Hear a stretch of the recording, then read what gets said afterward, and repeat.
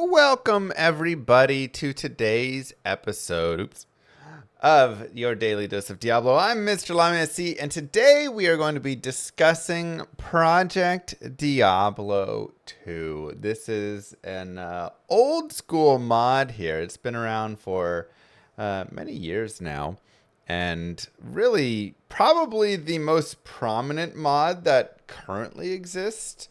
I would say kind of back in the day there, you had more of like Median XL, which still is doing stuff, and POD, Path of Diablo and stuff, and then Project Diablo 2 came out with Senpai something, and he was able to really grow the game into this wild, awesome mod that has power grouped in many ways, but has added a ton of cool features and Endgame and all sorts of different crafting and whatever content. And it continues through to today. Season 11 announced for May 15th. So they do seasonal content here. 16th, actually. Oh, who's that? Who do we have on our screen? That's right. It is none other than... Oh, gosh dang it. Senpai something. Hello. How's it going? Hello. Nice to have you. How's it going today? That's good to chat. Like I was saying, it's been a minute. Yeah. Been a minute since we chatted.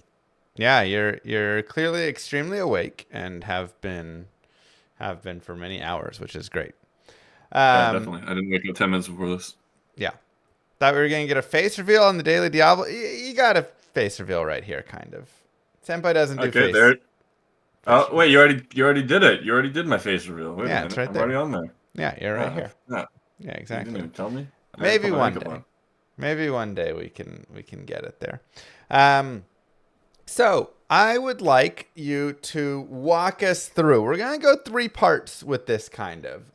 Number 1, give us an introduction to PD2 for those who don't know it. Maybe talk about who was the first person to get level 99 on an Amazon in season 1 or something. That's just a random thing to talk about, but you could talk about it. I think it was Kano. No. Kano was a druid, I'm pretty certain. Okay. Yeah. I think it was. That must have been Kano. A llama dude, yeah. Number 2, I'd love for you to walk us through the journey of PD2 as it's grown from base to what it is today. And then number 3, obviously, I'd love for you to discuss stuff coming up in season 11. And when we get there, we'll be able to kind of really show some cool stuff off. So starting out, Project Diablo 2, give us the breakdown. What caused you to really see the need for it that you weren't seeing from other mods, and then what was kind of your inspiration with stuff? And So I guess back in the day, I used to play a lot of Diablo, right? I was a no life degen. I did all the D2 JSP PvP tournaments. I was deep into a different side of Diablo back in the day. And I actually had PvP characters that were like legacy. I had like 10 accounts of PvP characters that I'd basically every 30 days logged on and refreshed for literally years. And so I'd accumulated like a mass of archaic non-ladder PvP wealth. Yeah. And then when I was in my early 20s, I went and worked a camp job, and I was gone for a few months, and my stuff expired. And because I was in the PvP scene, people had name botted all my characters and expired them all intentionally to screw me over. And I got so tilted from that, I took a break from Diablo. Yeah. And then so a few years later, I wanted to get back into Diablo, but I was kind of so mad about the whole ladder experience, I didn't really want to get into it. Mm-hmm. And then that's when I kind of found Median XL, and I started playing that. And then it wasn't really my cup of tea. And from there, I kind of jumped into more vanilla-like things like Slash Diablo, Path of Diablo, things like that, right? And then I started streaming those and got really into that. Yeah. And then after a while, I just there was like I saw the potential of modding basically, and like the continuation of vanilla likes, but I didn't really like the way that certain mods were progressing over time. And I kind of got bored.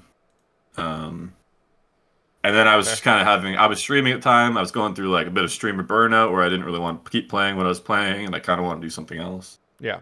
And then I just kind of started pitching the idea of like, maybe let's work on a mod or something to people in my stream. But it was kind of one of those things where I didn't really expect it to go anywhere. It was just kind of like, uh, Sure. hey, honey, feeling crazy on a Friday kind of thing, Yeah. like didn't actually expect anything to happen though. Yeah. Which I feel And like then is yeah, how a after lot of things do start. How I started Llama RPG creation, how I started streaming, right? It's like, oh, yeah, yeah, let's do it, and then you kind of keep yeah, going with exactly. it. I think that's how a lot of people get stuck into streaming, myself Right. included. Right. My account was originally a throwaway account just to test. That's actually why my name is so random, is because it's actually a take on the old Xbox naming conventions. If you remember, like 360 when it had like Mhm. spoiled orange or whatever, right? Oh, It's just yeah, like yeah, yeah. Yeah, two things shoved together. Basically, that's how my name got put together. Is because it was just the play on the random name generation from Xbox 360, so I yeah. could test frame rate stuff. But I love it. anyways, different tangent. So yeah, basically, yeah, we just started kind of pitching the idea. It was a very, very low scope mod back in the day. Design docs I had from season one were so low scope. It was basically just balance changes essentially, to be honest with you. Yeah. Um, Yeah, I've got some of yeah, it playing up here. This is from season one, and it looks very similar to current Diablo. You've got a few different skills, Paladin shooting off the multi-shot holy bolt and stuff. mhm. Obviously you had like bigger inventories and stashes at that point and stuff, but yeah, Yeah, it was yeah, still pretty and basic. yeah, and even season one honestly ended up being a lot higher scope than what I had initially planned going. Like when the project first got kind of proposed, it was mostly just like editing rune words and some unique stats and like I said, things like that. Yeah, Even things like at the time, because I had obviously never modded before, there was things we wanted to do with like inventory systems and stuff like that, but it was never something that I like definitively knew we were going to get to yeah. because again, I just didn't really know how to do anything at the time, right? I didn't even know how to edit a TXT at the time. So, you know, Yeah. prior to that, the only like modding esque things I'd done is I spent years like developing custom games on Warcraft 3 and StarCraft and stuff like that. Okay. But outside of that, I'd never really done anything, right? So, Yeah. I did and that didn't a translate over in any shape lot of or form. StarCraft. Oh yeah, a lot of StarCraft mods and things like that. Which yeah, it doesn't really have any translation because Yeah, that's all still within the editor and stuff.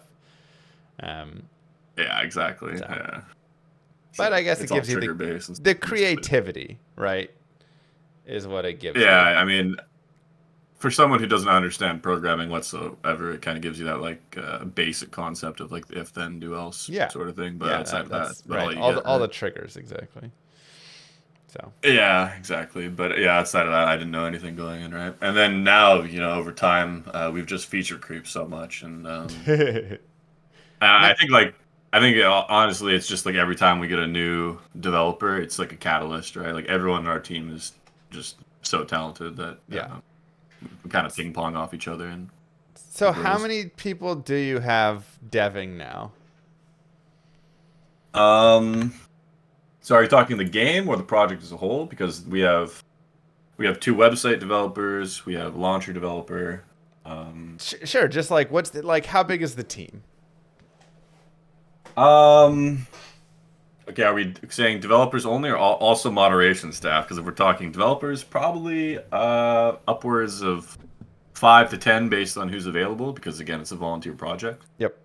And if we're talking moderation, there's anywhere from 10 to 25 people based on who's active and available, right? It just all depends. It fluctuates. That's a pretty solid team, honestly. Yeah, it's Um, pretty much the size of a small studio now. yeah, yeah, for sure. Uh, okay, so that is our introduction to it. Walk me through some of the changes, pieces, everything as you went through the game, and as we got through different seasons and different pieces and everything there. Oh wow, I'm gonna be honest. A lot of this is a haze now that we're 11, 11 seasons in. Sure, sure, So sure, back sure. in the original season one, one thing we really wanted to do was we wanted to kind of change Diablo clone and make a fun, interesting fight. Yep, I remember that And fight being that, Wild. It was very scuffed in the beginning. Yeah, the beginning was very scuffed.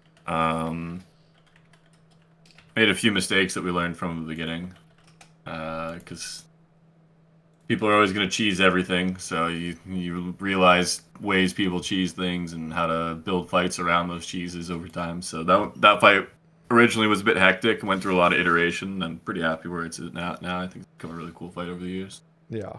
But yeah, that was kind of something we crammed really hard in season one. Like season one, we did everything basically in like 6 months, which Oh to gosh. build the infrastructure. Yeah, so it was basically a 6 month crunch project that we pumped out, right? Wow. So the first season was insane. We basically no life. We had to Yeah. build the infrastructure. We had to build, server infrastructure. We had to make the website. We had to do the launcher. We had to make all the changes, et cetera, et cetera. And we were very naive because, again, when we started this, we didn't really expect that many people to play, honestly. Like, I don't think we really thought about how many people would play. It Mm-hmm. was just kind of like, because we didn't really do anything besides word of mouth marketing, right? It was just kind of Right. like me talking my stream, and Right. it just kind of spread from there. But the combination, at the time, part of the inspiration was that there was the rumors of D2R coming, Yep. and I didn't think that was going to actually happen ever. And then COVID was also kind of starting at the time too, right? So it was kind of Yeah. like a perfect storm catalyst sort of thing, between the failed delivery of D2R, which people were hoping for, and COVID, and then so things got really crazy. Next thing you knew, we had upwards of 30,000 people online, Yeah. and the server infrastructure that we were using, it has like warnings on it to not really go above 5,000 because it's not really built for that. It's very old, like hijack software. Okay. So once you get to a certain point, it just starts falling apart basically from memory leaks. Yeah. So in season one, season two, the memory leaks were getting so out of control with 30,000 people that we were basically just working on the servers 24/7. I mean, I remember And constantly we server all stuff. Yeah. yeah, there was a big meme project downtime too back in Yeah. the season one too. We'd have Yeah. like 100,000 people spamming the Discord. It was insane. Yeah. And yeah, and so we were also very naive where like we didn't really think about how malicious people would be in that size of a player base as well. So we didn't properly flesh out any of our like anti-cheat and development tools. Yeah. So the majority of everything, season one and season two, was done manually back then. And so I basically just Jeez. lived 24/7 being a warden basically. And Yeah. so it was a no sleep situation for those first two seasons, and now over time we've fleshed out all that stuff, and we've just been able to transition more and more into developing content. So it's made things easier over time. Yeah. We've just kind of pumping out content ever since. So, That's actually something that been I really training. I feel like I'll run into as well eventually with Llama RPG. There is, like you say, you don't think that there's going to be malicious actors. You're like, oh, it's just a small like little project, and who would actually want to like, break it and ruin it and do, hack it and all these things. But Mm. they're just as there's just people that Is Llama RPG going to be a live service game, or uh is it single player No. first? ish. It Yeah, won't okay. it won't be as live service as you've got going here with PD2 with like so much with the crazy Yeah, seasons I and don't know stuff. if I'm gonna be honest. I don't know if I'd ever make a live service game again. It's a lot. You guys It's put a fun. lot of work consistently into this. So, um, Yeah. yeah, I'm not sure I'd get this level of detail and depth on it, but Yeah, maybe it's like something. putting the genie in the bottle and you can't get out after. So, Right. So tell us about kind of your end game thoughts and your. I guess I kind of want to break down some of the development into a couple pieces. I want to talk about end game. I want to talk about crafting, and then I want to talk about just like general power creep of other pieces. I guess we could do a little like UI stuff. I Mhm. suppose is just a lot of improvement, right? Like you Yeah, say, I bigger got a lot. Yeah. stashes, stackable things, all this stuff, which was really nice. I loved. I'm showing it on my screen right now, but if you look on the right side of my inventory, I have all of the flawless gems, and I absolutely Mhm. loved that I could just carry around one of each flawless gem and then just consistently pick them up. So then I would just Yeah. have flawless gems. It was like, oh, it's so perfect. I absolutely loved that.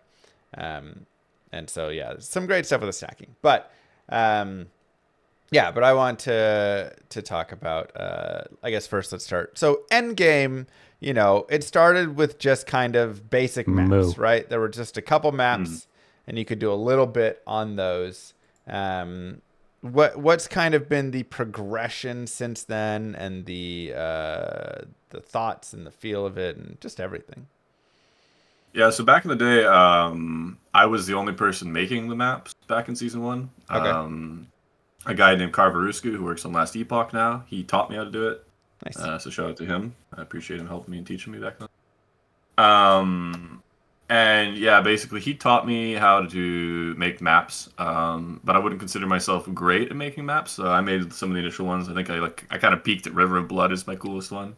Okay, yeah, Um, I liked River of Blood. and yeah, that was kind of I think that was my peak in what I made. Because the thing about my maps is that when I first started making them, I didn't really.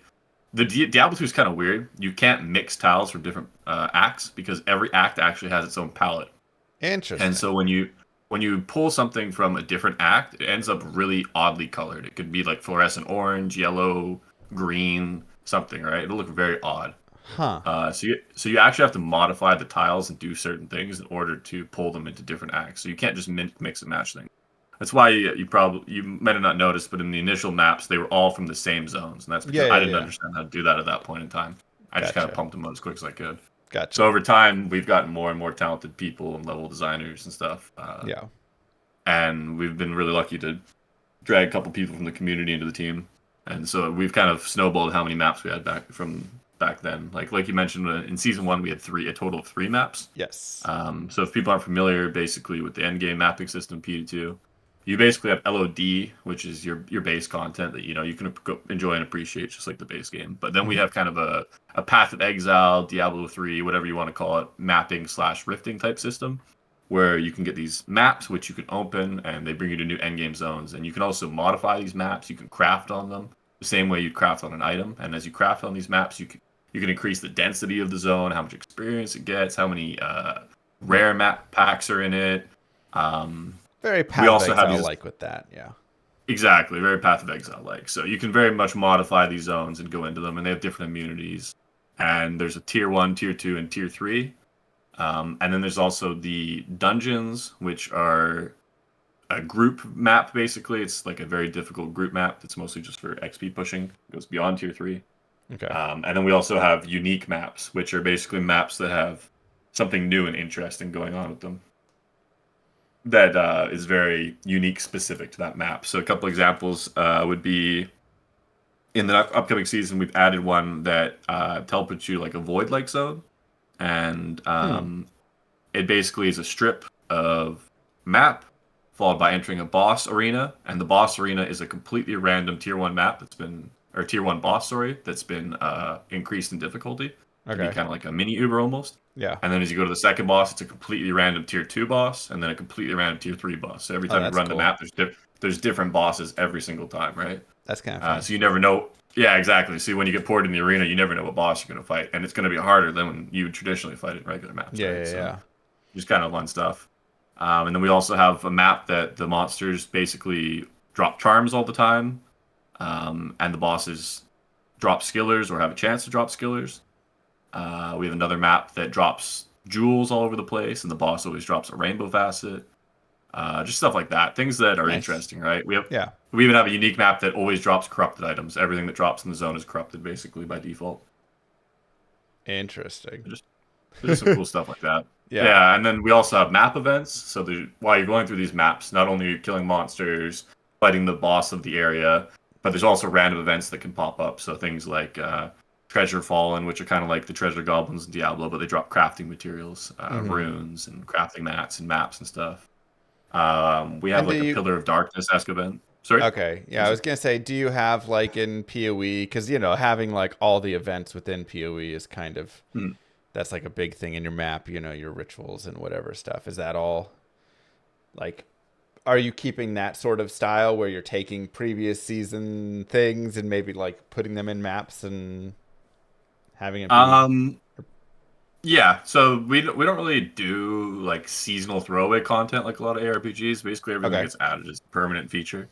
gotcha. So it's Um, only grown in content. There's no so removal. it's Yes, it's only grown in content. Unless we didn't like something. Like we did have a butcher event back in the day that we just didn't like, so we cut it. Gotcha. Because players just didn't enjoy it. So like unless something isn't well received by the community, we don't cut it. But if something Yeah, isn't well received, we cut it basically, gotcha. or we iterated on it or whatever. Right? We're not fully committed to like, uh, I don't know, be stubborn and keep things that just aren't fun. Right? So Yeah, if it's not a hit, we'll remove it or we'll iterate. But as long as people are having fun with it, we just leave it in the game because the reality is when you have a team of this size, it's not really feasible to have constant season resets with heroic content. It's just a lot of development time thrown away.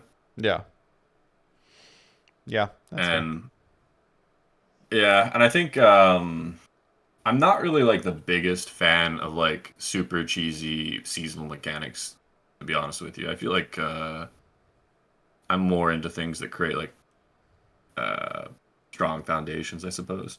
Yeah. So what's been I feel your? like Oh, you go ahead. Yeah, sorry. you go ahead, and then I I'll was just gonna ask. say, I feel like that's more something you do when you run out of things you can prove on the foundation, and you just need reasons to mix it up, Just basically. need to throw. Just need to create something, just to have something new. Yeah, exactly. You just need to pull some levers to give people something. Right? Yeah. So, what has been your favorite content that you've added to the game? And I'm sure there's multiple things. You can list multiple things, but Um, I'm a big Uber like Uber boss killer. I like very difficult Ubers. That's always been kind of an obsession of mine, which is probably okay. why we have so many in PD2. Yeah. I'm definitely one of the people on the team that is always pushing to make a new Uber. Yeah. I know the rest of the team likes making them too, but I probably am one of the bigger advocates. So I think I really like a lot of the Uber fights. I'm very proud of Rathma. I think Rathma is a very very cool fight. Yeah. I don't know if you've ever done it, but I it's have basically not done like the Rathma fight. I may have to jump in for yeah, season 11, honestly, just yeah, you so I should. can I can try and push it, go to Rathma, do all that stuff. Yeah, I think Rathma is probably one of my favorites. Lucian that we made in the recent season is really cool as well. Okay. But I'm still very proud of Rathma and the flow of Rathma. It's very different. It very much feels almost like a World of Warcraft raid, if that makes sense. Okay. Like a single player raid, but Yeah. in Diablo because you have to traverse through like mini dungeons and fight the bosses. Hmm. Um, Basically, the way it functions is you fight Rathma and Mendeln, Okay. but you fight them independently at first. So first you bump into Mendeln, and then when you almost kill him, he Gotcha. flees through a portal, and Yeah, then yeah, you bump yeah. into Rathma, and he flees through a portal, and then they meet Then together they in the meet void, and you together. fight them both at once. Nice. Yeah, and so it has a very good flow and experience to it. I find very fun and enjoyable for a lot of people. All right. Well, I definitely, yeah, that's a fight that I do want to go experience because I have heard good things about it. Yeah, highly Um, recommend. okay. I'm interested, or I'm curious that you said Median Excel wasn't really your jam, considering Median Excel feels like just a bunch of Uber bosses, like constantly. Like that I feel like that's Yeah, what Median Excel was. It was just like come into a boss, get absolutely demolished by it, have to figure out, how to fight that fight in a whole new way, and then shifting over. So what was it yeah. there that, was the turnout for you or didn't really fit for you? So I'd like to preface with saying I think it's a very impressive mod. I think they've done a lot of cool stuff. I Sure, think they've sure. worked consistently and hard on it a long time, so I Yeah. respect that a lot. Yeah. For me personally, D2 mods at this point are kind of like art. I really appreciate different things people have done, and it's Yeah. nice kind of checking it out. Yeah. Doesn't matter if it's my art style or not, right? It's just Yeah, yeah, yeah. nice to appreciate it for what it is. But I think in the case of that, it's just I very much like vanilla like esque mods, personally in terms of D2, Mm-hmm. and I just felt it They was a got bit much away. for me. Yeah. It's just a bit much for me in terms of some of the things that PoE one also suffers from, which is like screen clarity issues, just like extreme unexpected damage from things. It feels a little bit all over in that sense for me personally. Yeah. Uh, That's fair. but I do think it's a good mod, and obviously a lot of people enjoy it. Right? It's just Yeah. different flavors for different people. Yeah, yeah, yeah, for sure. Yeah, I thought it was just fine with the comment there because I thought that was when I played, Median Excel. I really enjoyed my time through it. Mhm. Because, and it's very interesting because a lot of times I'm with you where it's like Path of Exile 1 and things like that. There really was like a lot of screen clarity issues.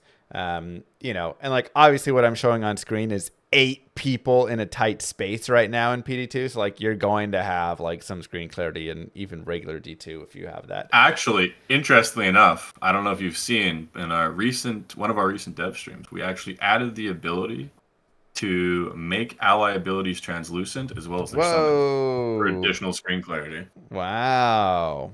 So you can actually make all of the particle effects, VFX, summons, You etc. can of dim allies. all of your You can allies' dim. spells. Yes, correct. Yeah. Okay, that's crazy. Yeah. Um, So if you want screen clarity on PD2 now in the yeah, upcoming season, you just hit the button and you're good to that's go. cool. Hmm. That's cool. I'm gonna have to try that out. Yeah. Um, so yeah, like but that the screen clarity issues definitely were something for me, and still are something that I'm like Mhm. iffy on in a lot of modern RPGs. Yeah. Um, but I found that with Media XL, I kind of forgave it a little bit because I loved all of the boss fights so much. Not all of them. The purification stuff was garbage, but everything that wasn't Yeah. purify, I was like, this is so like such a cool experience and something that you just don't get into too. So I just found those pieces good. But Yeah, I should um, also clarify. This was like 8, 9 years ago or right, something, you know. So right, I'm right. and they've been still working on Meeting XL for like nearly a decade since I Yeah. played last. So it's probably a completely different game from when I tried it last. So Yeah, I mean, I don't think I've played it since I played PD2 season, like before season 1 of PD2 even. So, for me, they probably have a bunch of new things and stuff. Um, mhm. and whatever. But let's keep talking PD2. So, okay. So, what you said you like a lot of the mods and stuff to be Diablo 2 esque and more in that way. Obviously, over 11 seasons, PD2 has had some power creep and things there. Do you feel it's gotten too far away? How do you feel you're able to still keep that Diablo 2 feel to it and not get too far lost in just wild insanity, I suppose.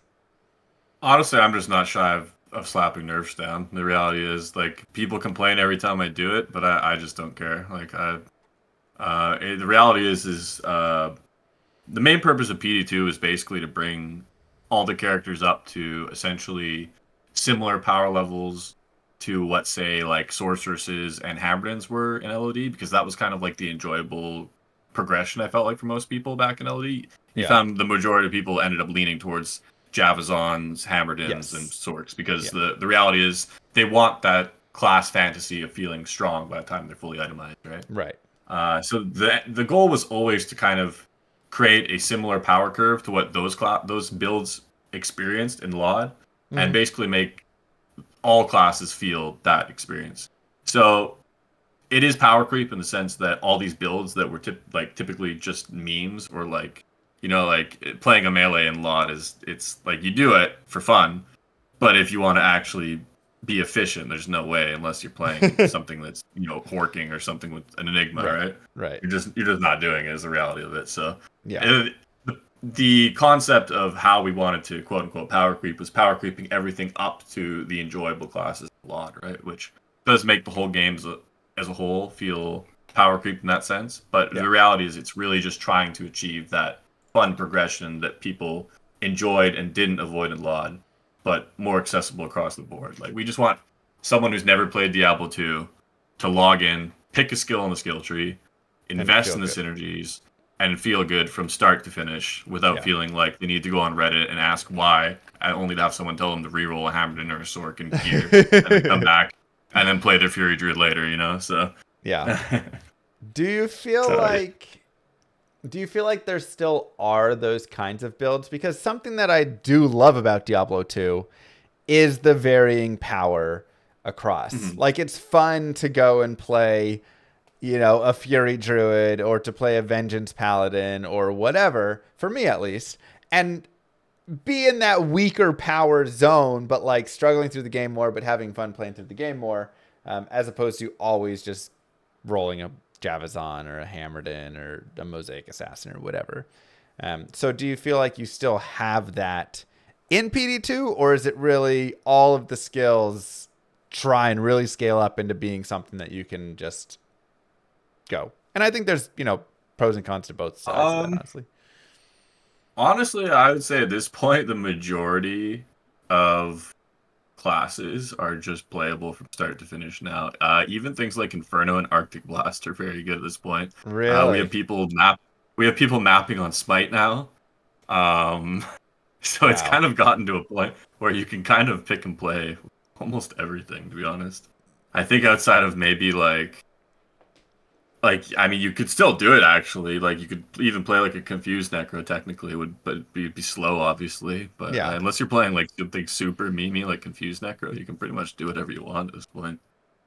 Love it. So what did you do with Inferno and Arctic Blast to make them like map clearing viable skills actually and not just what they are now? Um so Inferno, one sec. Inferno basically the way it functions now is the width of it increases as it levels. Okay.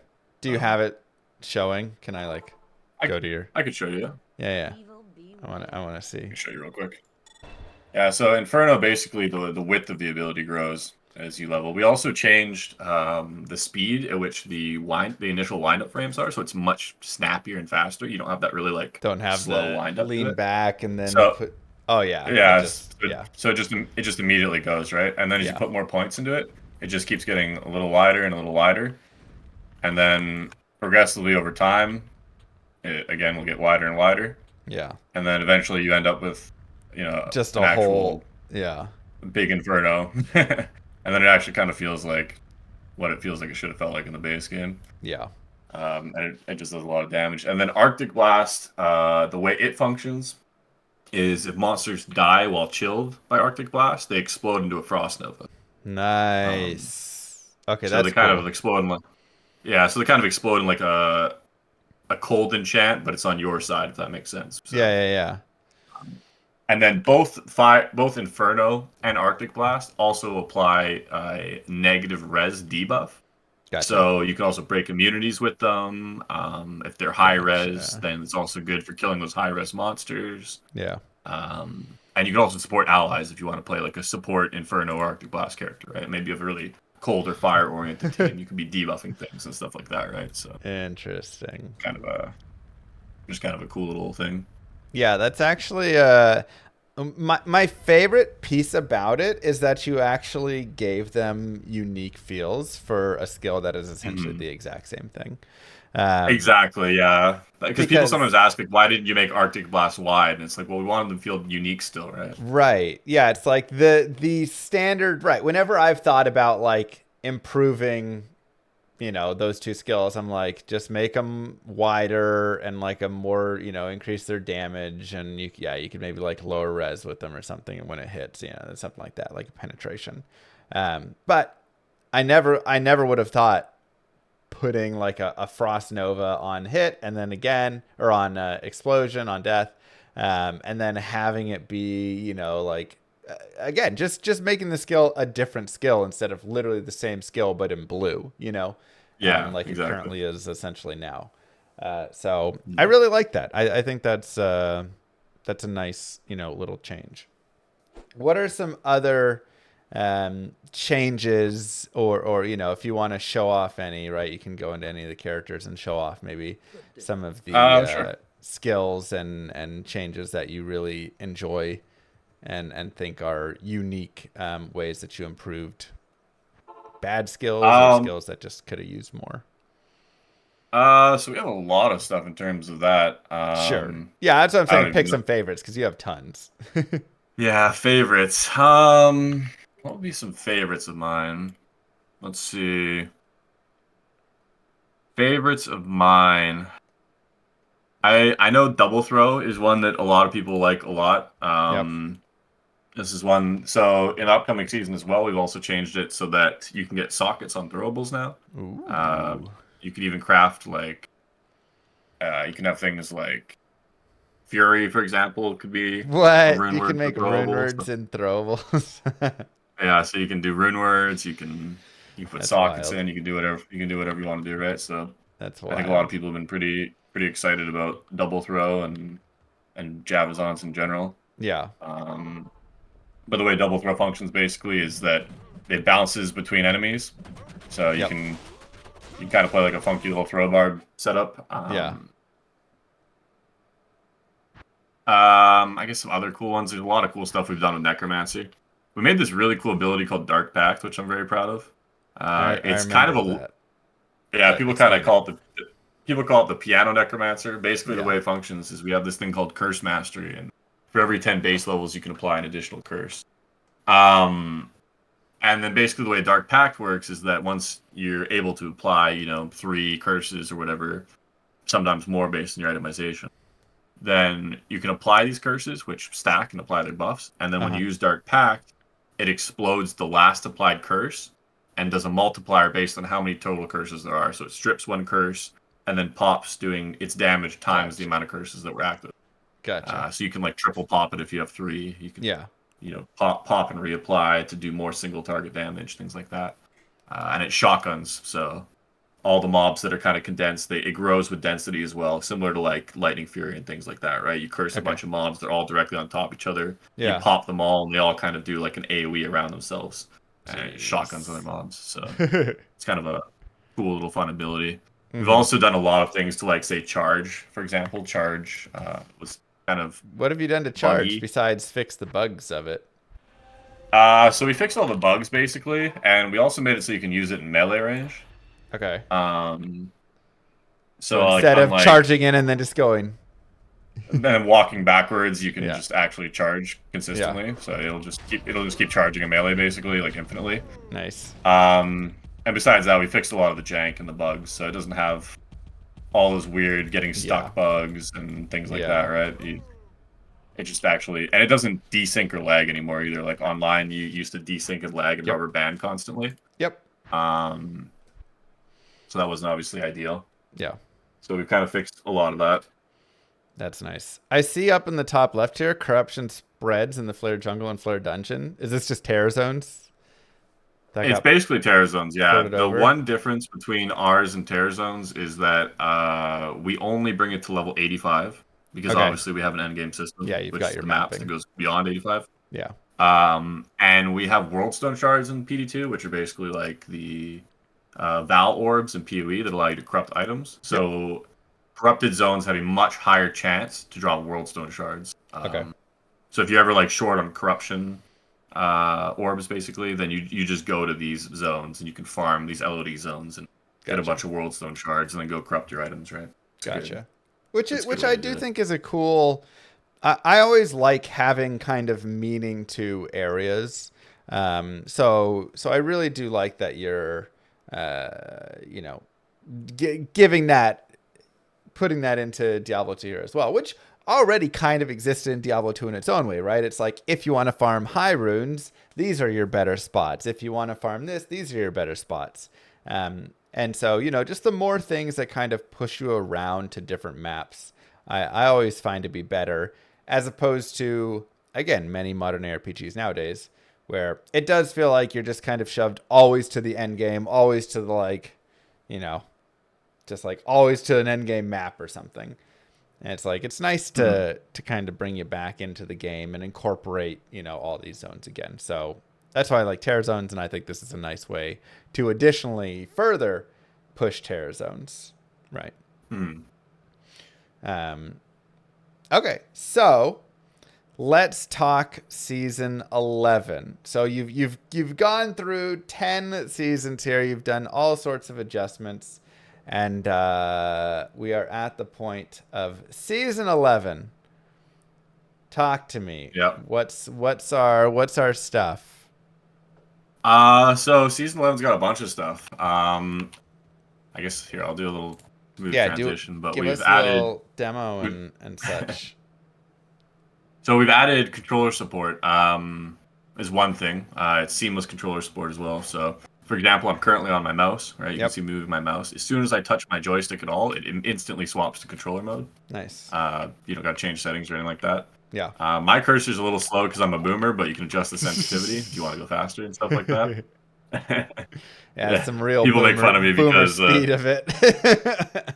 yeah, people make fun of me because I'm not a controller player, so I got the sensitivity on low. So don't mind me being a bit of a boomer. But yeah, you can LBRB through the panels. It functions like a mouse while you're in this. Nice. You can assign your hotkeys, do whatever you want to do, right? Your Yeah. LTAT, things like that. Um, and we have a little bit of a different take on the console controls as opposed to say like D2R. Mm-hmm. I think D2R is a little bit more of a traditional, like you move with the joystick and you kind of attack what's close to you. Right. Uh, so we've done a little bit of a different take where it functions like a twin stick shooter. If you've played any of those, Yep. so you aim with the right stick and you move with the left stick. So you actually have full control of your Sweet. character and how you play, Okay, I like that. and you can actually control the aiming distance based on how far you push the joystick. So Really? if you wanted to make like yeah, so if you want to do like a short telly, you Yeah. slightly push the right joystick. If you want to do a long telly, you really push the right joystick, right? Um, Nice. and so you can kind of control how far you want to go with that. Yeah.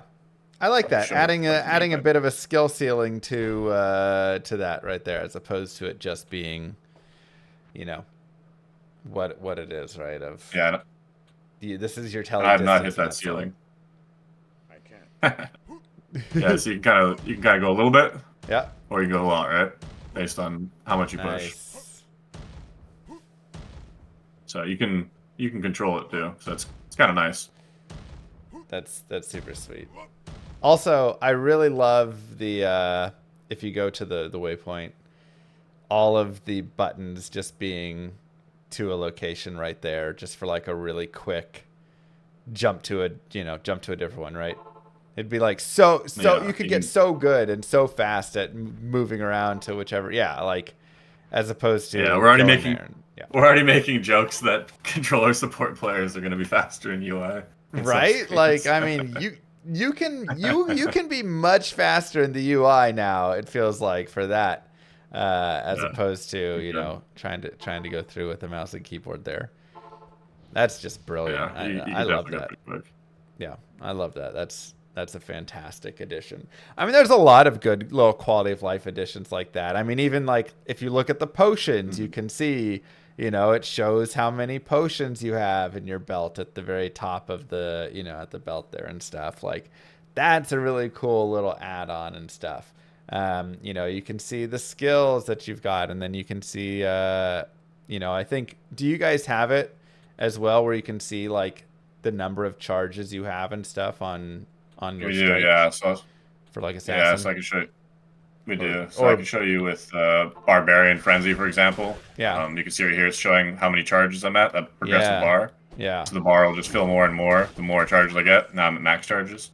That's I can level fantastic. up more and then Yeah, yada yada. And then as I level up, I can get more charges. So now it's reset to realize that there's a higher cap for my Frenzy cap. So wow, now I'm scaling back up.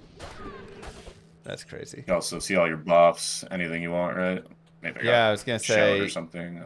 yeah, give like a battle order shout. You see, What about the experience your shine? shouts. Will it show a duration of that? Uh, it doesn't show shrines. We've debated putting shrines in there a few times. We got to make icons, though. Is one thing we'd have to do if we want to do that. But Okay, that is something that's been on our radar. okay, You can also but shout in town if you want to buff. you can what? Oh, shout in town. Yeah, you can buff in town. Oh, Yep. that's actually really nice. You can you can enchant in town, shout in town. That's Enchant's also changed, so it's AoE now, as opposed to having to click every individual person. It kind of functions like Battle Lord a bit, where when you enchant, it enchants everyone in an AoE around you. That's super sweet. So it's just yeah, you just tell your party group up for enchant, they group up Yeah, and you enchant once. that's actually super nice to have. Um, yeah. Mm-hmm. So I just there's a lot of super nice low quality of life. Anyways, continue on. Season 11. So we've got socketed throwing there. We've got some new pieces. What else do we have here? We got a bunch of stuff. Yeah, give us more spoilers. So something else we've yeah, so we've also one thing people have been asking a lot about is because obviously D2R has it, they want us to split up the personal and shared gold because we Okay. do have shared stash tabs on P2 for anyone that's not familiar, right? Yeah. You can even mouse wheel them just like this. You can Oh, click on them, nice. you can do whatever you want, right? Yeah. And these again they function online, they function offline now too as well in season 11, which they didn't previously. And then so we split up the shared bank and the personal bank so people can have a little bit of both. And then we also added a new currency tab, which I think a lot of What? people will appreciate. There's a Yeah, currency so it tab? also there is now a currency tab, and the way it functions is you can pull out one item at a time. You can pull it out to your mouse one at a time. You can pull out 5 at a time. You can pull out 20 at a time, or you can pull out 50 at a time. Wow. Um, and it also functions familiar to the affinity systems they're called in PoE, where let's just say, for example, I take all of one component out, so these jewel fragments here, right? Yeah. And I go to a completely different page and I try to insert it into my stash. It automatically goes to my currency tab no matter where I deposit it. Wow. So it still goes to here. Um, so yeah, you have all of your materials all pre-sorted and automatically sent to the stash. So if I end a run and Yeah. I just have all these random materials or whatever, You can just, I can just be on here and I can put my cranium basher here and I can also just deposit yeah. all my currency, and it's all just automatically sorted. And I don't have to worry about that. You don't have to worry about like, oh, I don't want to pick up flawless because then I got to micromanage my inventory. It's like, oh, I'll just pick them up and shotgun in my stash, right? Dude, I'm so jealous now. Yeah. D2R, come on. They're doing this. What are you guys doing? That looks gorgeous Yeah. too. I really love the design. It's good aesthetic, right? The team did a great job. Yeah, that's a really nice aesthetic. But gosh dang. And I Yeah, have it's to up. say, like, this system as well, compared to season one of breaking everything out, this just feels a lot nicer, being able to just like Oh, so much better. click one out, or click 20 Yeah, and out you or can still whatever. do that if you want to like split from stacks or whatever you want to do, right? Yeah. You can still do all those Well, different we couldn't things. do it at that point. We had to do it all in the cube. Oh, that's right. That's right. Yeah, see Yeah. you. Yeah, you're right. Season one, Season it was all the cube. I forgot. season Yeah, one, everything had to be done in the cube. So you'd take your perfect gem stack, you'd put it in the cube, you'd cube it, and then you'd get one off of it. And then yeah, you'd remove that, you'd do it again, you get another one off of it, and then putting it together. And then you had to convert the gem yeah. from the type, right? So if it was not a Uh, stackable, you have to convert it to be a stackable flawless gem first to then stack it with another one and stuff. yeah. So yeah, it's very different from how it was back then. We still Wow. do have the stack versus non-stack system. Maybe Okay. eventually we'll phase that out. Yeah. But yeah, you don't have all the micromanagement in between. Yeah. You just kind of have like a safety stack one and a non-safety non-stack one at this point, I guess. Wow. That's God. That's insane. I'm so Yeah. jealous. Hey, don't gotta be jealous. You just gotta log on season 11, you know? Yeah, I got to get on season 11, man. This is gorgeous. Holy Yeah, cow. it's pretty nice. Yeah. Erlen always does all our art stuff, like all this UI and stuff. Yeah. It's all done by Erlen. Erlen just does a job, especially even these controller buttons. Like Yeah. we had the original Xbox buttons, and they looked a little goofy because they're just Xbox buttons on Diablo, and then Erlen Diabloed them up. So Erlen, you want to come do some stuff on Mom RPG? What's up? all right, that's it. Um, Never mind. I'm getting off the stream. oh, this is gorgeous. Okay, what else? What else does season 11 have for us? That's some pretty big stuff already. WASD, new currency tab, all this. What else you got? Any other spoilers? Yeah, so yeah, we also have WSD, like you mentioned as well for people. Yep. I don't know if we mentioned it yet because I just talked about controller briefly, but Oh, there's I also guess WSD controller support. and yeah, WSD support added in. Yeah, yeah. I think a lot of people think that the two are like directly the same, but there's definitely a lot of different work involved in implementing either or. They're Fair. very different beasts. They Yeah. seem like they'd be very the same, but yeah, once you dive into it, they're very different animals. Yeah. The team pumped out WSD actually a lot quicker than I would have expected, and then jumped into controller support, and controller support has just been a crazy amount of work. Like they've been grinding on it like mad. Dang. Well, So good job, team. Good yeah, job so on big that. shout out to them. Yeah, Yeah. this looks great. Um, okay, new rune words, new uniques. uniques? Anything there? Yes. Yeah, so we have a lot of new uniques and rune words actually. Okay. Um, suppose I could show some of them here. If you want, yeah. Yeah, we also have there's also some pictures on the things I linked you as well. Mm-hmm. But basically we have like one new rune word called Epiphany, which is a new rune word shield, and it basically gives you a level of energy shield when you use it and a bunch of other stats. So if you want to And try to build some type of like level 27 static on struck or something, right? yes, yeah, It's it gives you a high level ridiculous. static. Yeah, so static works a little bit different in PD2. Okay. It has less of a flat HP removal, and it's capped much higher. So it's capped very high in hell. But it does apply a negative lightning res debuff. So it's less about the HP removal in PD2, and more about the minus lightning res debuff, if that makes Gotcha. sense. Gotcha. So it functions a little bit different. It still gives you a little bit of that HP removal, but it's very limited in how much it does. It's not like that's Not super just, overpowered. yeah. You pump the HP down kind of thing. So Right. it's a Very little bit interesting. more of a support skill as opposed to a nuke them into call range type skill. Honestly, probably a better implementation of the skill if I'm gonna be truthful Yeah, it's about it. fun. Don't get me wrong. It's fun. It's fun staticking things, but it kind of like it's a bit odd in a game where the whole thing is about like having a power progression. You have the skill that bypasses that Yeah. um, by just being like crushing blow on steroids, basically. Yeah. Um, Okay, I see there's a Sky Warden here, a new unique shield. What was yeah, kind of the thought there? so the concept of Skywarden was Ooh. basically we just wanted to add something that's kind of oriented towards natural ordens, Okay. but still useful in other classes. Basically, Yeah. I feel like in general, like natural ordens have kind of been overlooked for whatever reason in the entirety of Diablo 2, Okay. like Tesladins and Yeah, yeah, yeah. I natural love. holy fire dins. Like Yeah. people typically when they do play them, they play like itemized versions like Double Dream or Dragon Right. Hodge or things like that. Right? You don't see a lot of like natural ordens, so Right. we wanted to add a little bit of support for that, basically. Yeah, this level 35 Cyclone armor on block is also pretty disgusting. Yeah, exactly. I don't know if that'll make it exactly to live with those levels. We're gonna have to That's test it more and that's a see if it's pretty sweet overpowered. But Cyclone armor. yeah, yeah. Also, on block is a new stat we added to PD2 as well. You only had it on struck back in Yep. LOD, so Yep. it's just kind of Yeah, that's a a cool little cool change as well, right?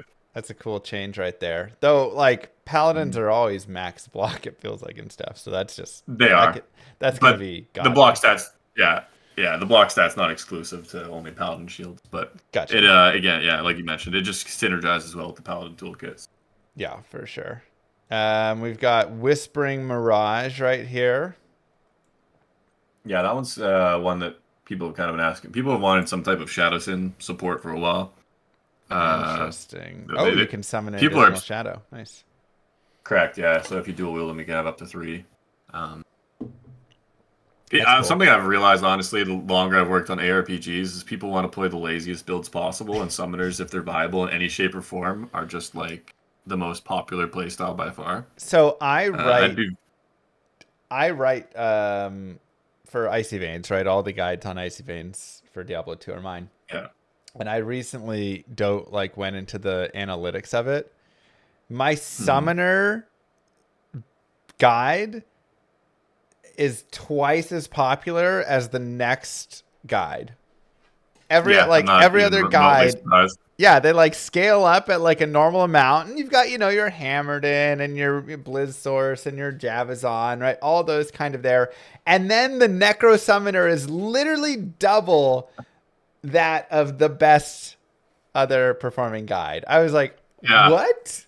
And they're not even that crazy in law. Like they're good, No, like they're but good. they're not that good. They're not that good, you know? Yeah, no, everybody wants to be lazy. I was Yeah. blown away. No, trust So me. We talk about it all the time. We're always like it's just something we've accepted over time that summons are just too popular and there's nothing you can do yeah, about it. yeah, that's crazy. I see you brought Constricting Ring back in, though Mhm. adjusted greatly. Yeah, yeah. Yeah, we did. Okay, so it's a 20 FCR ring. Wow.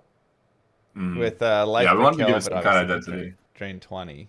Interesting. So Yeah. that's really, yeah. Yeah, Yeah, very. so the original one the thematic it had was it's got a million overtune stats of everything and then drain life. So Right.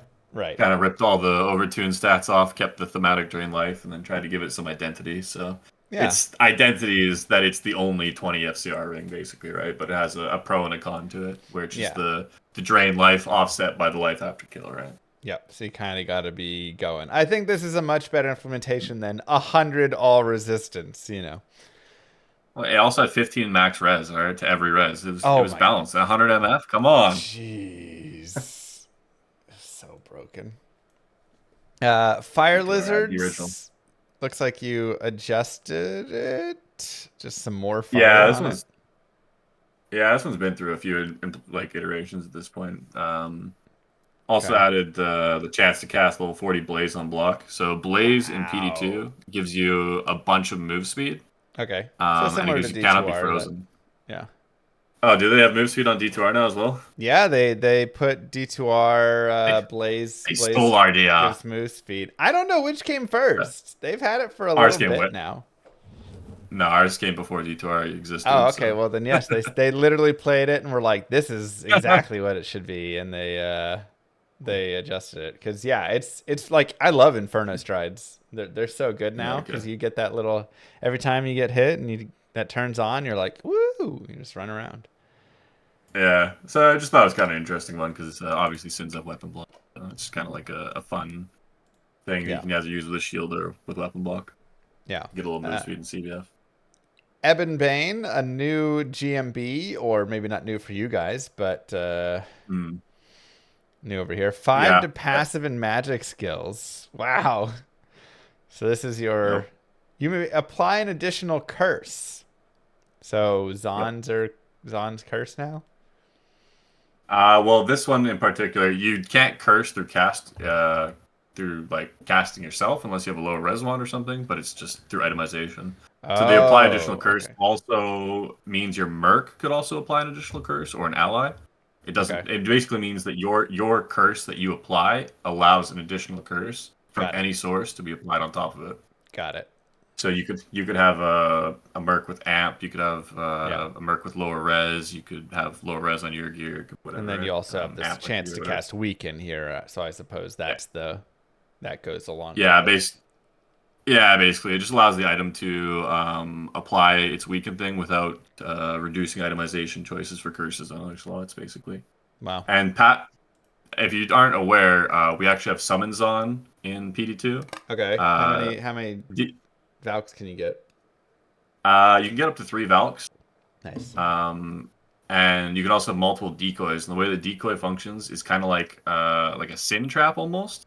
You place Okay. them and they shoot strafe, so they're like Okay. strafe traps if that makes sense. Nice. So you're walking around, you're summoning your Valks, you're placing strafe traps, and then typically summons ons are hybrids where they're also either strafing or multi-shotting or Sure. power striking themselves. Sure. So it's kind of like an active fight with your summons and summon decoys playstyle. It's That very sound. hybrid. It Yeah. almost feels like a summoner trapper also still playing a Zon build, if that makes sense. But there's so That many ways you can play it, so I want to play it's that very now. modular.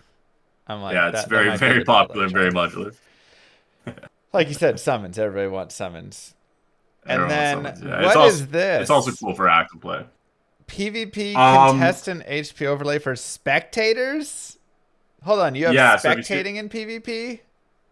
Oh yeah, I could show you actually here. But so basically, if you look at the What? bottom left, there's 2 health bars at the bottom left. When you enter the spectate mode, I'm not online currently, so I won't be able to show you the spectate bar. But in that image in particular, Yeah. there are 2 HP bars at the bottom left.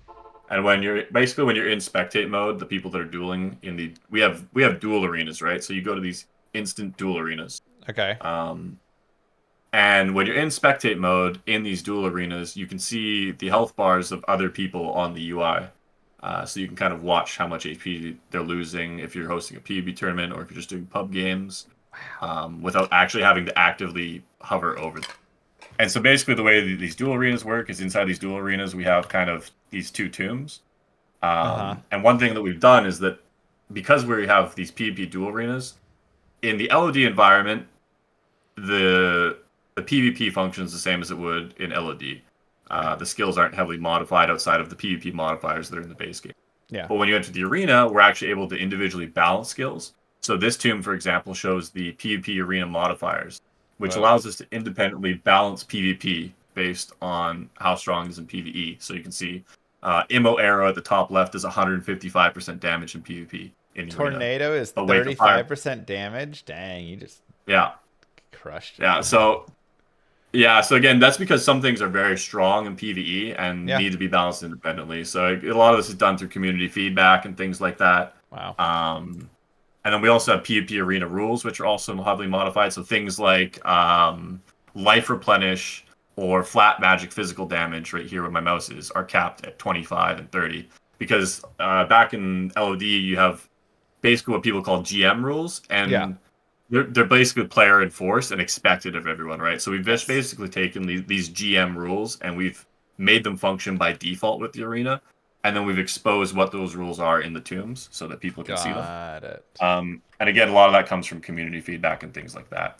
And then we've gone even further where there's PvP vendors, and the PvP vendors actually sell mana pots that can only be used in the PvP arena that cost 1 gold, so you don't have to pool people Okay. because obviously people burn through a lot of gold pooling, as they Yeah. call it, Yeah. potions for people. And we also have PvP charms, which show these little PvP things. So for people that aren't geared and want to PvP with their friends, they can purchase charms that only work in the duel arena for gold as well. Got it. So if you And so want to they're just like 115, so they're not perfect, but they're correct, yeah. So you yeah. still have some progression where you can find better Yeah. charms, but it Yeah. gives you something to start with at least, right? That's actually a really cool Um, idea. and then on top of that, to go even further, in hardcore mode, if you die in the PvP arena, you still respawn. So if you want to duel in hardcore mode, you can actually still duel in hardcore mode in the arena. Okay. Um, and then, like I mentioned, we have the spectator mode. So when you enter spectator mode, your Yeah. character, oops, I did a cap, sorry. When you enter spectator mode, you go invisible. Nice. You can't be targeted. You can't deal damage. You can't take damage. But you can just go And look and you yeah. can just go look and watch and see people duel and not get in the way and stuff like that, right? So Wow. even if the cool thing about the spectator mode is that you don't have to constantly hostile, unhostile people, right? Right. You can just hostile everyone in the game, and if you want to go watch, you just spectate, right? Wow. So it's kind of nice for that as well. It's also good if some people like doing tournaments and stuff like that, so they can kind of follow them around and do all that stuff. Man, if only Blizzard had the budget and time and everything that you guys have. Just think of Well, what we they have no could. budget Yeah, exactly. If and no only they time. didn't have billions of dollars and everything. That's ridiculous, man. This is beautiful. I mean, many of these pieces I have never seen, and obviously, stuff like the currency tab and stuff new to season 11, nobody had seen. Mhm. Um, yeah, Yeah, wow, P2's just gotten to the point where there's layers upon layers upon layers yeah. of different things, right? Are we gonna have to play some season 11, you guys? Are we gonna have to really dive in and have some fun You on got it? This is crazy. you got to get in there, man. Get in This is there. crazy. Yeah, let's make a GoFundMe for Blizzard so they can maybe start to implement some of the awesome stuff you guys have. That's wild. Anything else that you'd like to share with season 11 here, or Um, PD2 as a whole?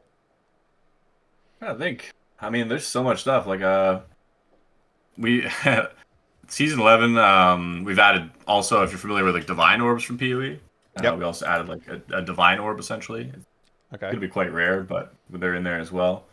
Um, yeah, I don't know. Like I said, there's so much new stuff. Honestly, we've added somewhere close to 10 new uniques in the upcoming season. We got multiple rune words. We've got the currency tab, WSD support, controller support. Um, all kinds of cool stuff. The list kind of goes on and on. I honestly, if anyone's never played P2, I highly recommend you check it out. You can also check out the wiki and kind of comb through our patch notes from the previous season. Mm-hmm. Um, Yeah. and yeah, Yeah. there's a lot There's going a lot on. of stuff. There's a lot of stuff. it, Well, I yeah. Go ahead. I was just gonna say I've been so down the rabbit hole after 11 seasons that like it's at a point where it's hard for me to know where to stop because we've feature creep this mod to the point where it's crazy amounts of things. Yeah. Well, I have to say, there's plenty of power creep and feature creep and things like this, but I do Mhm. think, especially a lot of the pieces that you've been implementing here, controller support of WAC and how you've implemented that to actually function looks fantastic. The dual arena looks amazing. The currency tab is, I mean, just like these sorts of things I 1,000% can get behind. You know, it's not like you're just making Mhm. every skill clear the entire map or anything. You're Yeah, creeping the game exactly. in a way that really improves it and just makes it a better experience. So hats off Yeah, to you and guys for that. You know, anytime we have outliers too, we just pull them, right? yeah, yeah, yeah, So yeah. it's Yep.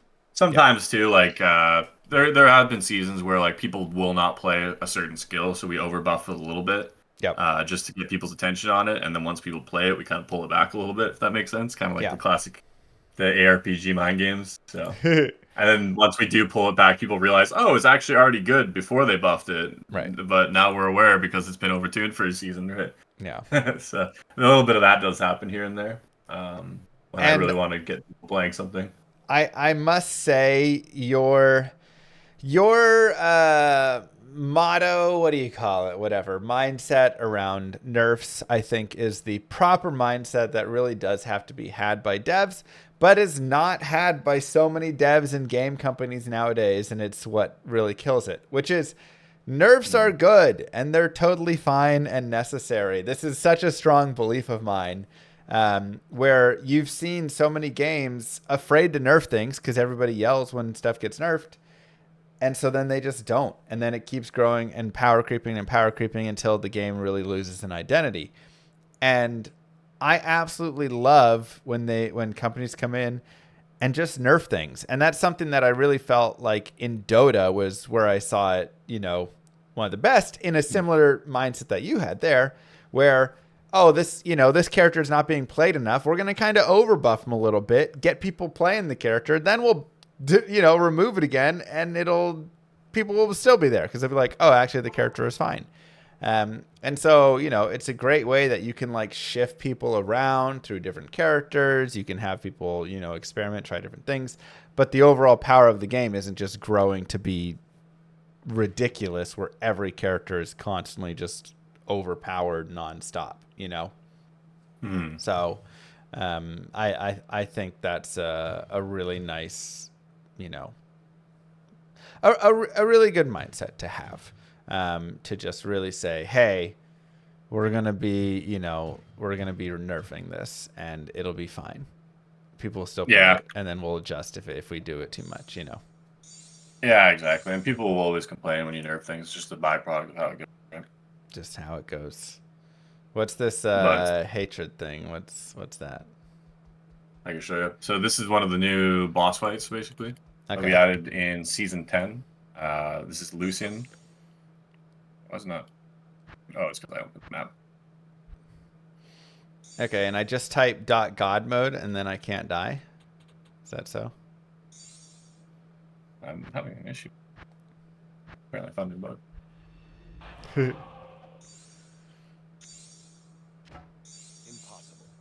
Huh. All right, I found a bug apparently. All right, new bug. I'll have to It's do this a little bit always more fun. You hacked have to in. always find one bug on a live stream. That's just like, Mm. I was waiting for you to find one. You need to go to the fountain, Senpai. Oh yeah, dirt. What am I doing? Here we go. I got thrown off by the red text version there. I thought it was bugging out. Yeah, this is Whoa. the new boss we added in season 10. This is actually Lucian. This custom art made by Erlen as I well. was gonna say, where'd you get It's a this pretty cool awesome fight. art? What? Yeah, this is all the level was made by Erlen, the models made by Erlen, everything. Erlen, hit me up. Wow. I'm cheating, so it's different, Yeah, but yeah. basically he goes invisible at certain phases and he spawns portals. And then you'll fight the different mobs, and the portals will keep spawning. Uh huh. And then after a while, he'll come out of Invis again, and you can kind of see he once he dies, you can enter this new area here, which is the Temple of the Triune. Okay. And from here, we have the Sacrificial Altar, Nice. which I need an amulet for. Just cheat real quick here. Basically, you can take an amulet, right? Yep. And you can corrupt it and get an affix, right? So for Yep. in this example, we got poison res as our affix, right? Right. And then you can put it on the sacrificial altar, and you can actually double corrupt the item. What? But you can only do this for amulets. It can't be done on anything else, only amulets. But Okay. there's a very high chance that the item gets bricked as well. I So was gonna say, yeah. you Does kind it of have the chance to brick again? it does. And then so you see here, I got my Oh, you Dokuzan, and now it's gotten custom art because it's been desecrated. and you got 40 And you can ED see as the well. great. Yo. I got 40 ED, yeah.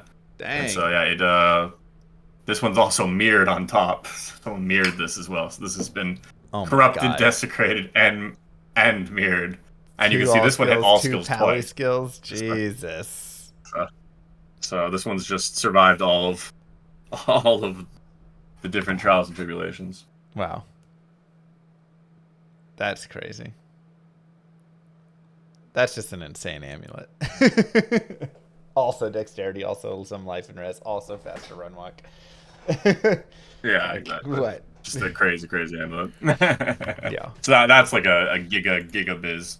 And then you can also get all these little chests too from Sure, completing sure. it. So you get kind of like a handful of super chests too that you can kind of mess around with. Nice. Just a little fun fight. Sweet. What's that portal? This Oh yeah, black portal. Is that just to that zone? that's that's just that zone, yeah. Gotcha. So That's cool. this boss fight has the black portals. The Wrathman fight has blue portals. Nice. And there's no portals really in the Diablo clone fight except for we have these like gold victory portals Okay. for the Ubers. So Wow. it's got a gold victory. Wow. So they all got there's a bunch of different recolored portals.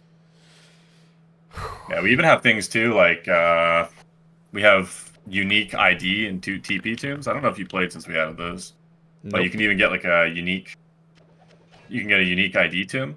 So let's just say, for example, I had like uh, 30 unique amulets in my inventory, right? My Yeah. inventory is full of unique amulets. Yeah. And I found this unique Roderick Almanac. It has unlimited charges, and when you right click it, it functions like Kane. So it IDs What? everything in my inventory.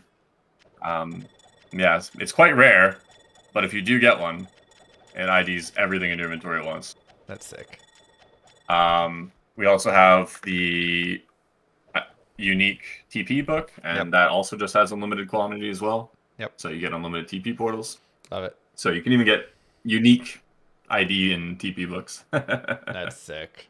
That's, Which is something that like I've it's all always kind wanted. I always thought like just cube a Zod with a book or something to make it. But I like the idea of it also being a unique that just exists out there. Like that's cool. yeah, exactly. We even have someone mentioned in the chat. We even have a unique key, which is a skeleton key, and it also has unlimited charges as well. So there's even a unique key. Yeah, that's perfect. Wow. Yeah. I'm impressed. This is a very impressive mod. You guys have done a lot since I've seen it. Even again, this 4 or 5 years ago. I guess I did a tiny bit on Yeah. like season 3 maybe, and maybe dabbled for a few minutes on like season 7 or something. But I have not really played hardcore within it. Mostly since D2R, just because I like D2R a lot. It's got nice, graphical changes and all that. But I mean, you guys did improve the graphics here. It looks like somewhat as well in LOD. So Yeah, we have up-res graphics. yeah, We also have uncapped FPS, so you can nice. do your 160 FPS or whatever you want. So Yeah, if you pay attention, like the snow on my screen, it's yeah. probably not translating because we're on Discord. It's slow No, FPS, it actually is pretty but cool. yeah, you can still have high FPS. It doesn't Yeah, matter. And then obviously we still have like HD text stuff like that as well. So the text has all been HD. yeah. So yeah, shout out to D2GL for that. Cool software. Nice. Well, Senpai, It has been an honor getting to talk with you about all of this. Season 11 coming May 16th. What time? What time is launch? It's going to be May 16th, 10 a.m. PST. 10 So, a.m. PST. So noon Central, yeah, 1 o'clock Eastern. correct. European, 6 o'clock or something, 7 o'clock, somewhere around there, right? Mm-hmm. Yeah, yeah. Depends where you're at in Europe. That's where Um, you're at. Yeah. yeah, that is awesome. I will put a link down below. It's always just projectdiablo2.com probably or whatever. Um, let me see. Yep, projectdiablo2.com. Additionally, I will link the Patreon down below if you would like to support the endeavor, as they have put a lot of good work into this. So, oh, that's cool. Vial of Light song. Yeah, we also have the Lilith Mirror as well, if you want a legit dupe. Yeah, legit dupe. Beautiful. So GG. This is awesome work. Awesome work by you guys. Very excited. I will definitely dive in and play around a little bit more on this because there's a lot of cool changes. And God, I love the currency tab. That is, oh, what a quality of life Yeah, addition. PT is one of those things, the more you play, the more you'll realize the quality of life, and as soon as you go back to the unmodded version, you'll really miss all the quality of life. Yeah. Yeah, I'm a little afraid of that almost. Yeah, I think Um, a lot of people are. yeah. I Blizzard, also want to give a get some ideas. Go ahead. yeah, I also want to give a shout to my my dev team and my moderation team and everyone as well, because yeah, obviously it's taken a lot of people to happen. Yeah, shout out to the whole PD2 team. GG, As well guys. as the community as well, keeping us around. Appreciate y'all. There you go. Shout out to everybody. Everybody who's been involved in this mod in a capacity. That's right. Thanks for keeping D2 alive in other ways as well besides Yeah, base. exactly. Yeah, really Exactly. looks like a cool work of art here. So keep it up. I look forward to it. And any final words, Senpai? No, see you in season 11, Llama. Come on. All I want to right. see you kill Lucian and Rathmo. All right. You're I will slacking. I will see you in season 11. Yeah, GG. thanks for having me. Yep. I appreciate you. And it Bye, was good catching Senpai. up. It's been a minute. Oh yeah. Oh But yeah. We'll chat again soon. catch you on the next one. All right. Peace. Ciao. Well, that is your daily dose of Diablo with a pretty good look at Project Diablo 2 and then Season 11 upcoming. Blown away with some of those changes and even more blown away at how they have blown Blizzard away in terms of what they've been able to do. And again, it's not even all just like power creep and things like that. Just like the amount of quality of life content and stuff that they've added. Oh, God. It's depressing a little bit, isn't it? Anyways, that is your Daily Dose of Diablo. I'll see you guys in the next one. Don't forget to like and subscribe, YouTube. Peace.